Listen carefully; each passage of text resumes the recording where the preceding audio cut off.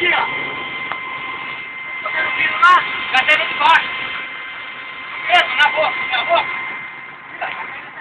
Como você pôs o pino lá? Não põe não o pino.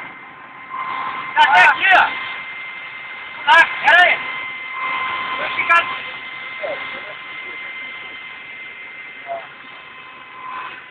Não, lá, não sai daqui, cara. Não, a pata tem que puxar. Por quê? Vai sozinho, puxa. Não tá voltando. Os seus dois juntos. Os seus dois juntos. Ó, João, vem cá. Só ele no pneu de volta. Ele sozinho ou Marcos?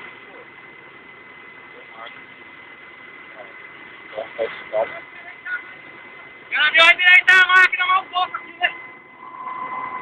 Ô, João. Mas só se... Aqui, depois de qualquer coisa, você põe caminhão.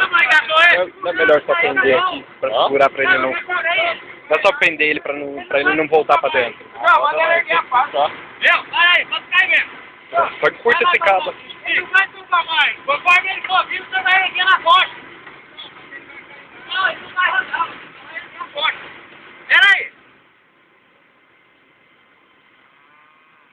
Ô João, vai ter que puxar, põe a pá do outro lado lá, ó. Puxar ele pra cá, ó. A pá puxar ele pra cá. Mas aqui ela já tá segurando ele pra cá. Mas a roda vai rodar, ele vai trabalhar como assim? Tem que fazer ele sair do igual ele puxar. Aí, a pá tá internada. Vai, erga a pá, erga a pá. A pá que não tá funcionando. Erga a pá, tio. Erga a pá, erga a pá. Erga a pá, vai dar ideia. Não, você tem que ir lá pra frear esse trator.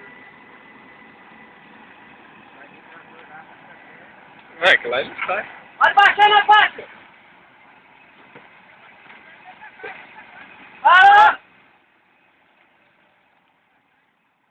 Tem que virar ele ali, João.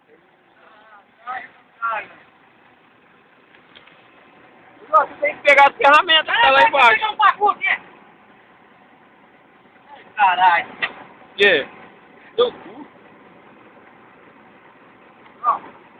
Vou dar partida. Aí não pode mais não. Aí vem. Nada, água, cara.